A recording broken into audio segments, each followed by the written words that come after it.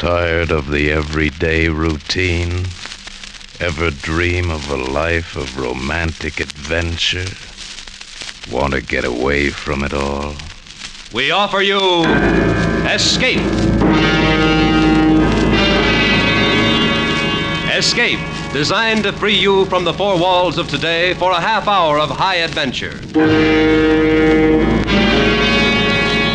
Tonight, we escape into the mind of a man who has been sentenced to die. A man who attempts to refuse the bitter fate society has imposed upon him, as James Poe tells it in his seething tale of violent death, Present Tense, starring Vincent Price.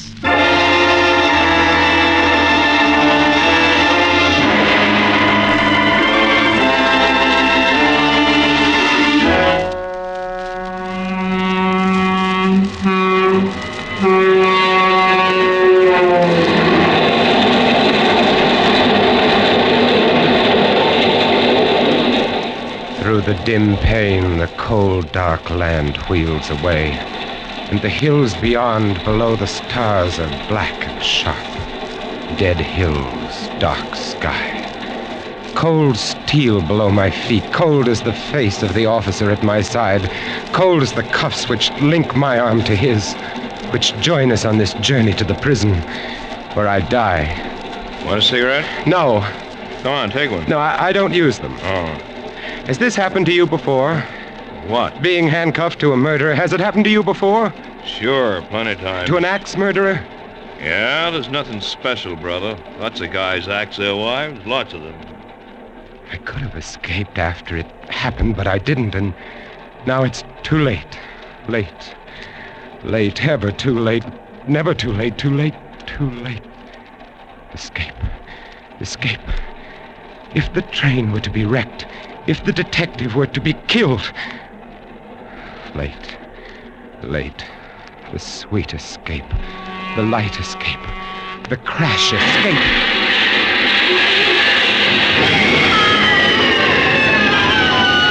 No! Oh, no, no, no! The darkness. Where am I? The cars must have gone down the gully. No lights and those people in pain. This thing fastened to my wrist went halfway through the glass of the door. Keep back from his blood. I don't seem to be hurt. No broken bones. Escape. Now the key in his pocket, his bloody pocket, and the cuffs are off. His gun and the wallet. His face. His face is gone. His own mother wouldn't know him. I'm free. Fire! Fuel oil! I must get away. Here, my ring onto his finger. There, that completes it.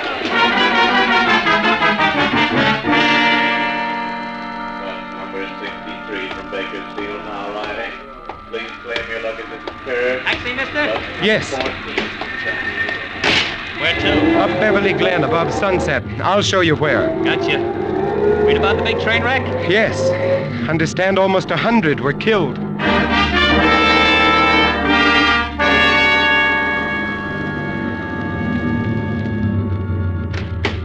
Here you are. Keep the change. Thanks. My home. It looked so small, so shabby. No one took care of it during the trial. No one cared. No one. No one cares now, but that's good. I like that. I'll be alone, and I won't let the neighbors see me, and I'll sleep and figure out where I'd go next. The light. Someone's in there. Huh? The whole thing went so slick. You'll always be the brains of those others, won't you, honey? Always. You bet I will, baby. You bet I will. No, it can't be. She's dead. I know she's dead. Want another bottle of beer, honey, huh? Yeah, sure. Is it cold? You bet it's cold. But, I'm not. You said a mouthful there. Your husband of mine was never able to make me feel like this. Takes a man, baby. Well, he could do was sit around and write those poems all the time. We framed it so good that even he thought he'd killed you.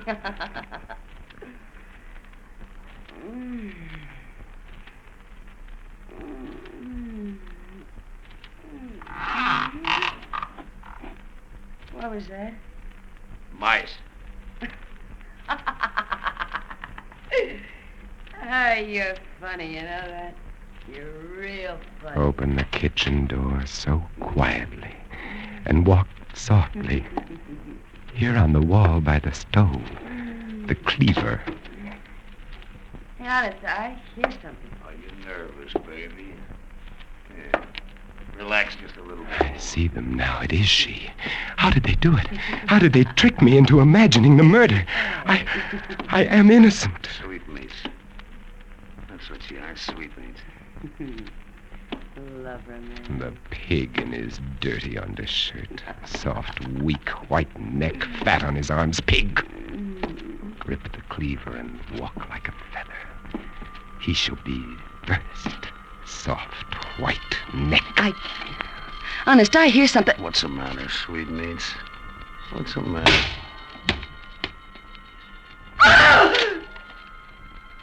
You killed him! Yes, and now you. No!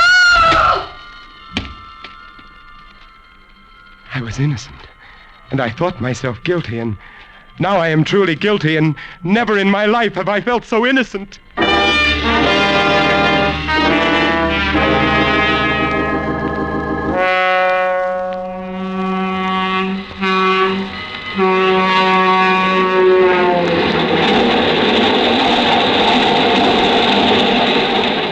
Like a dream, like a nightmare, the confession, the conviction, the sentence, and now, once more, dark night, cold steel, the sound of wheels, just as I lived it before. Why, even the cold face of the silent officer at my side, hard, cold face, so much like that other face. Want a cigarette? No, Go on, take one. no, I don't use them. Oh. Has this happened to you before? What? Being handcuffed to a murderer, has it happened to you before? Oh, sure, plenty of times. To an axe murderer? Yeah, you're nothing special, brother. Lots of guys axe their wives. Lots of them. But were you ever cuffed to an axe murderer who killed two people at once? What are you talking about? My sin, my crime, what I did, I killed them both. Glam.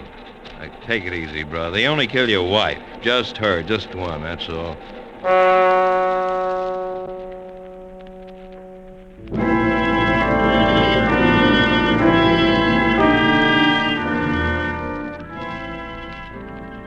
It has been raining for some days now, and beyond the barred window, the leaden sky bleeds sorrow on the barren land, the lonely land, the land beyond the prison wall. The sky was blue when first I came here, blue, so blue. And now it has become as the walls of my cell, of all our cells, dark, cheerless cells, these lifeless cells, these cells of men who wait to die, that wet sky, gray sky, cheerless sky. But it is beautiful. I have 12 hours left of life, 12 hours left to live. Beautiful sky, beautiful, beautiful, wet and fresh and alive. Oh, rather would I spend eternity at a well's bottom with but one patch of that to gaze upon than leave this life, than leave this earth, than leave this sky. But leave it I must. The guard told me no man has ever escaped San Quentin's death row. Blocks and bars, guards and guns lie between me and the world beyond. No escape, not from here. But wouldn't it be nobler to gamble my life in bold attempt and lay it down in reckless resignation, eh? So, now to get out of this super-guarded area. Oh! Oh, guard! Guard! Hey, pipe down, cut it out. What's wrong? What's the matter with you? My gut! Here! It's killing me! Your gut, huh? I'll call a medic. Now, as I press, you tell me where it hurts. Everywhere in hell. Oh, all over down here. There! Oh, don't touch that place again! Call the ambulance. Right. This man's got appendicitis.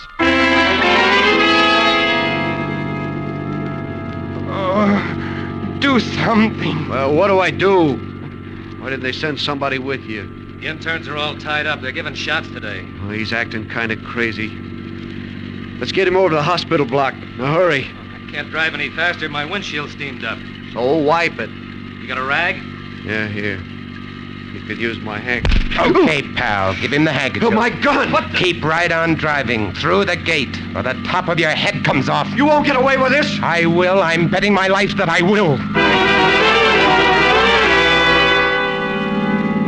How far back is the prison? About 15 miles. At least that. Okay, pull over. I'm taking her from here. And you two. I want your money, your clothes. And then you can walk back and explain about me. Explain about him.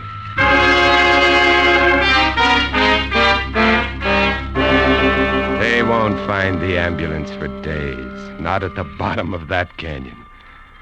Now I cross the border on foot and into Mexico.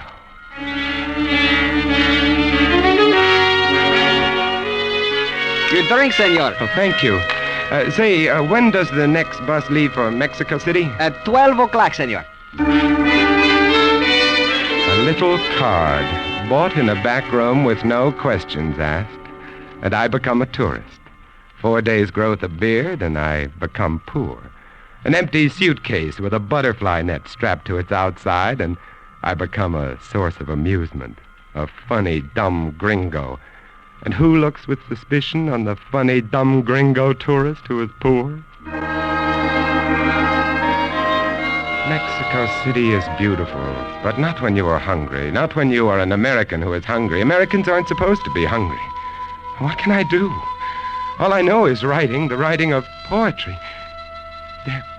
There is one place I might sell some poems. Pollen. His magazine prints some English stuff. Perhaps... Well, why not? I have 3 pesos left. Buy some paper, a pencil, sit in the park, write, and storm the bastions.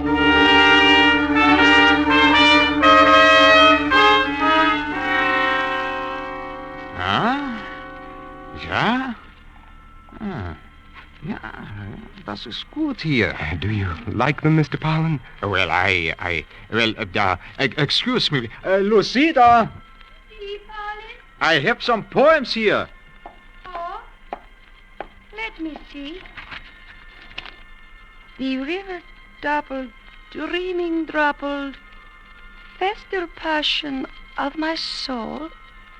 Ah, muy bueno. Yeah, that is just what I thought. You are too kind. The poet should read his own work. that drips sweet droplets, passion's goblets, fate's thy role.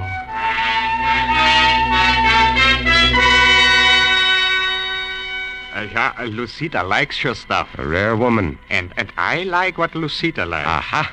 She says we do a book of your stuff. Oh? So here's an advance. Too much. Take it. When the book? That it is. Right. Got the poem? I'll get them. Your name is? Smith. No good, too dull. So true. I'll make a new one. Please do. And so? Good day, and I'll be back. In 30 days. With the poem.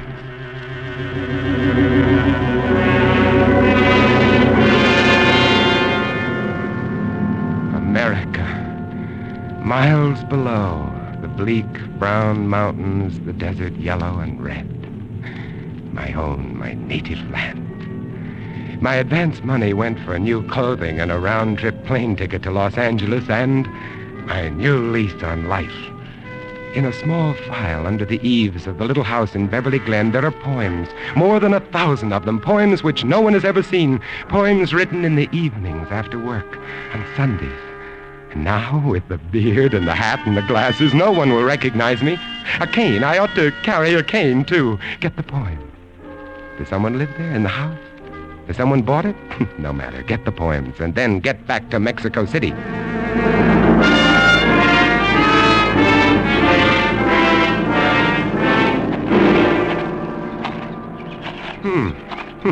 Someone is living here. I wonder who. The hedge is trimmed. And my hammock. Someone's put on a new canvas cover.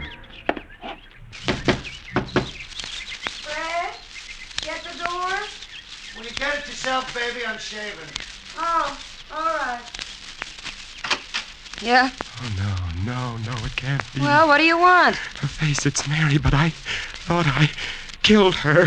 Who is it, baby? Well, what is it, mister? What do you want here? Are you the lady of the house? Huh? Who's out at the door? Some creep with a beard. Yeah, I'm the lady of the house, but I don't want to buy anything. Well, what is it, Santa Claus? What do you want? Are you the man of the house? Yeah, I'm the man of the house. That's sweetmeats. I'll say. So what of it? I'm making a survey. I'd like to ask a few questions. May I come in? Well, I don't know. Ah, let him. What's the difference? Thank you. First, your name. Name? Yes, please. Fred Sneed. Hey, where's he going? Mister, what do you want in my kitchen? The cleaver, Mary. Don't you know me? Mary. Hey, who are you, mister? Look close, Mary. The cleaver. Put it down. Know me? Know the man you tricked into San Quentin? Oh, no, don't. Put down that... You killed him! Yes, Mary. Yes. No!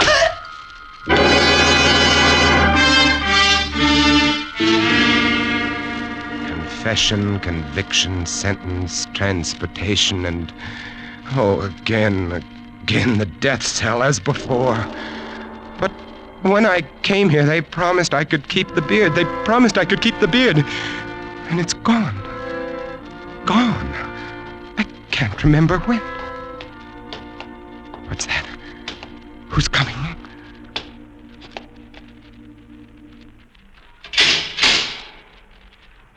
Ready? Ready. It's time to go, my son. Time to go. You've refused my help up to now, but perhaps you'd like to walk with me. Rather beside you, Padre, than beside one of these mercenaries. My legs, the muscles quiver, not with fear, no, but with the desire to feel themselves moving, straining, acting, while yet there is time. I'm not afraid, but this body... I hate the thought of its being killed by these men. My beautiful body, soon it will be dead, cold, rotting, dead. It will rot. No, they must not do this to me. You must be brave, my son. My body. Years I spent with the great corporeal master, the yogi, learning my bodily purpose, my bodily care, the use of willpower to control my body. The yogi. My teacher, yes. I shall use yoga. Suspend my breathing and become invulnerable to their gas. Suspend my body functions to the point of death and fool their doctor, of course. Oh, yes, the greatest escape of them all, and this time I must succeed.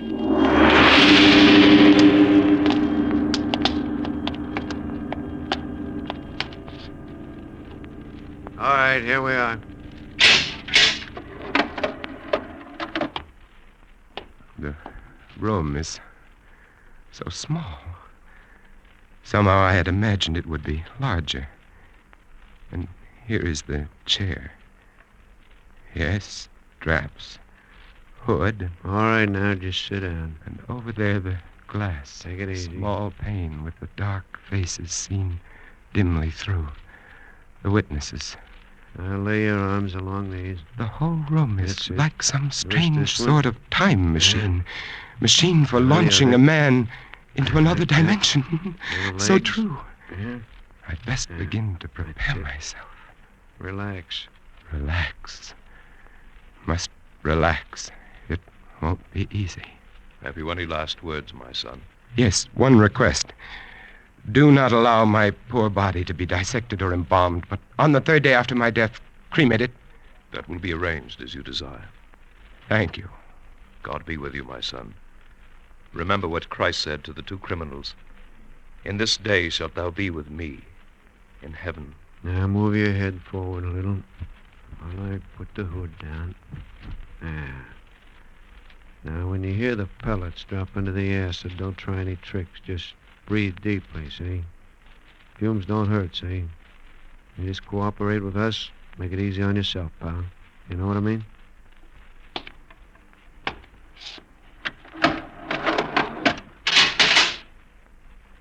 Dark here under the hood. Now, the last breath, as the yogi taught me. And the lungs hold it. Body limp, all muscles, tendons, joints. Relax, all slow the bloodstream, lock the breath. Hold. Hold. Slow. Slow. Hold. Suspend all bodily functions. Hold. Fix the eye in. Suspended animation.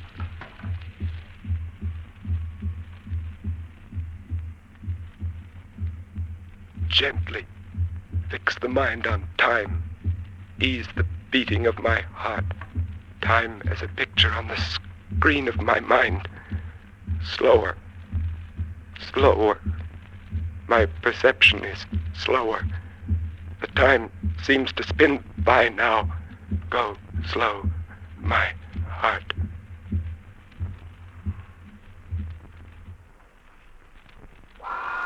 The ventilators go on, clearing the air of the poisonous fumes. Now the doctor will come with his stethoscope. I will my limbs to stiffness, my flesh to coldness. All right, it's clear, Doctor. You can go on in. Well, let's see now. Respiration ceased. Heart stopped. By the authority vested in me by the state of California, I pronounce this man dead. I will myself to consciousness in 6 hours' time. Where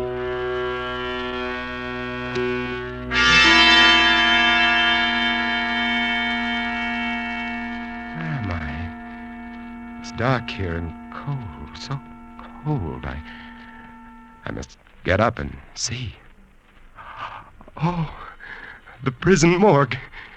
It worked. But I'm cold, so cold. What's this on my toe? A tag. Too dark to read it, but I know what it says. It has my name, prison number, time of execution, yes. And now to look around, because the next step must be played just right. And this should be it. A coffin crate ready for shipping. Some cadaver being returned to a sentimental family. Well, that ought to be just right. With him on my slab, my tag on his toe, and the most perfect escape of all time underway, here we go. I will my body to return from its state of suspended animation, and to come immediately out of trance, when next this coffin shall be opened.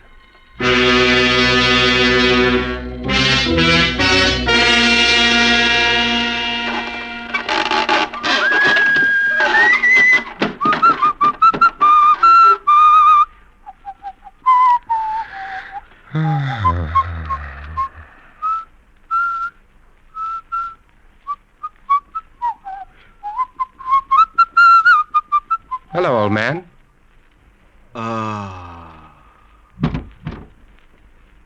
Funeral parlor.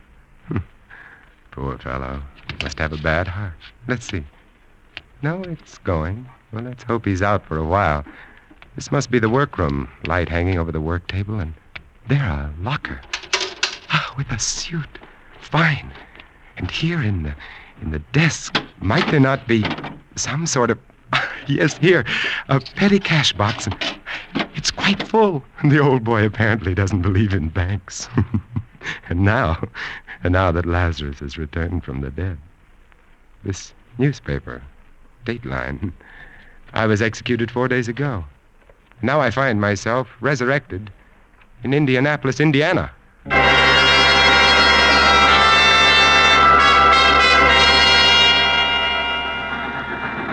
Los Angeles, California. This is Los Angeles. You can claim your baggage in the station or on the platform.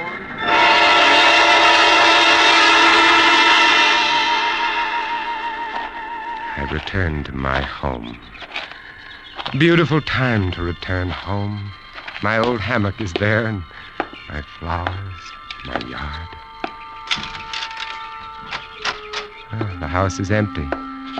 The lawyer said he'd had it cleaned up. Oh, my books, my pictures. Here's my old pipe. I haven't smoked it in years. Mary didn't like it. But now she's gone. I don't hate her anymore. Tobacco's still fairly fresh. Fill the pipe. There's that detective story I never got to finish. Now I'll have time. Now I'll have lots of time. Time to smoke and read and write and rest. The sun's almost down. Twilight. Wonderful time to get outside. Cool, sweet air. Wonder what kind of birds those are. My hammock. Oh, it's so nice. Light the pipe. And, relax. Wish I could remember what page I was on, but no matter. I can begin again. I've got all the time in the world. The rest of my life. Birds. And the sun is slipping out of sight. Death of the sun. How red the sky. How soft those clouds. So lovely, so lovely. What's that? Oh, birds playing in the fish pond. Look at them. Happy birds. That hissing. The neighbor is turning on his lawn sprinkling system. Lie here and smell the cool air. Evening coming on. The sky grows darker. Lie in the gathering twilight. Death of the day, birth of the night. Sweet softness of the summer night coming. Soon the stars. Oh, it's lovely, heavenly, just like heaven. Lie and swing. Rock and rock. To and fro. Heavenly.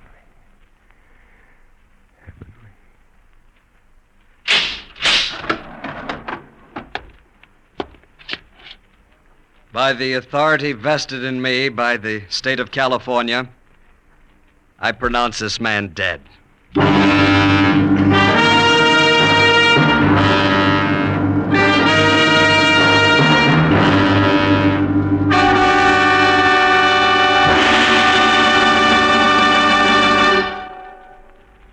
Escape is produced and directed by William N. Robeson. Tonight we have presented Present Tense by James Poe, starring Vincent Price as Roger. Featured in the cast were Charles McGraw as Fred Sneed, Joan Banks as Mary, Harry Bartell as the Doctor, and Ben Wright as Pollen. Also heard were Tom Tully, William Lally, Jeff Corey, and Paul Frees. Special music was arranged and conducted by Del Castillo. Next week.